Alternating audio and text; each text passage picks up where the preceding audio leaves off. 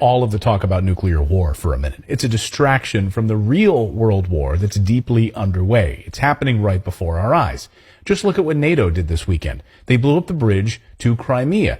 NATO attacked Russia. Of course, they said it was the Ukrainians, right? But Ukrainians are just a proxy for NATO at this point.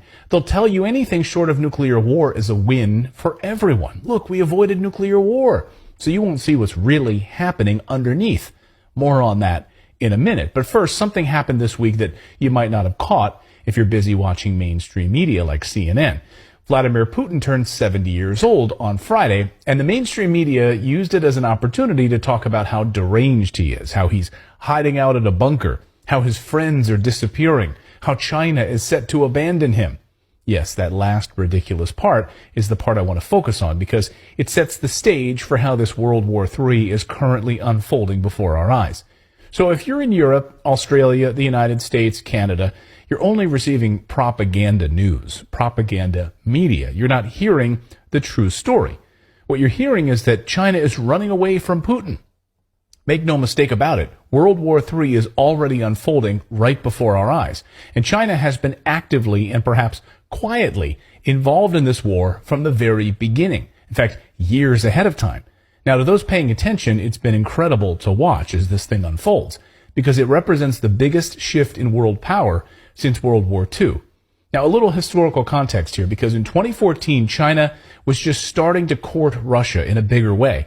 The relationship was already strong, but nothing like it is right now.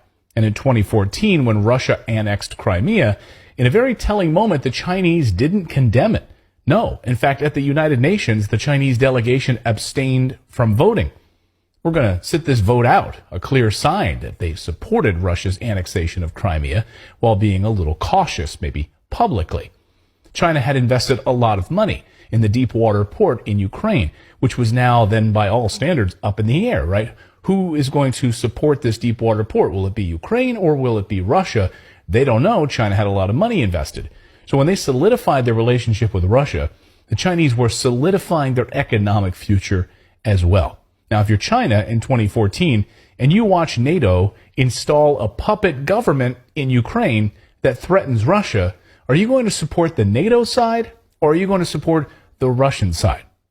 Of course, if you're China, you're going to side with Russia. A massive amount of their Belt and Road Initiative relied and currently relies on Russia. That was the start of this alliance in a much bigger way. Now, the sanctions the West placed on Russia after the annexation of Crimea allowed the partnership to flourish. Russia moved away. 8 years later, war broke out. And during those 8 years, Vladimir Putin and Xi Jinping have solidified their partnership. Don't believe me? Just look at what happened this weekend. NATO launches an attack on Crimea, blowing up the Crimean bridge. The United States says, hey, we don't care. Russia started this war, so we're not going to say anything about it. China condemns the attack and stands by Russia. These battle lines, my friends, are drawn. We're watching it play out. In 2014, China was dependent on Russia for trade of precious minerals, but the finances weren't at the forefront. And then 8 years later, finances and trade are now deeply intertwined. Now, the financial piece has grown tremendously, and their currencies are in many ways intertwined deeply now. The West is trying to pretend that China is running in the opposite direction because the West is desperate. And these are the actions of a desperate child. You know, when a child throws a temper tantrum and starts crying and throwing things? Yeah, like blowing up a pipeline or blowing up the biggest bridge to Crimea.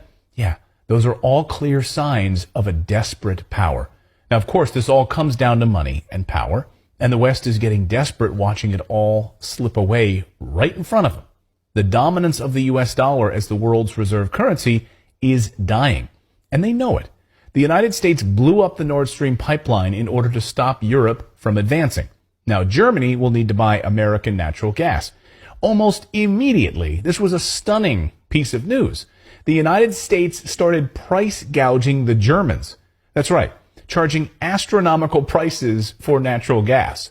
Oh, you don't have that pipeline that we blew up anymore to get cheaper natural gas from Russia? How about you buy our American natural gas and you pay through the nose for it?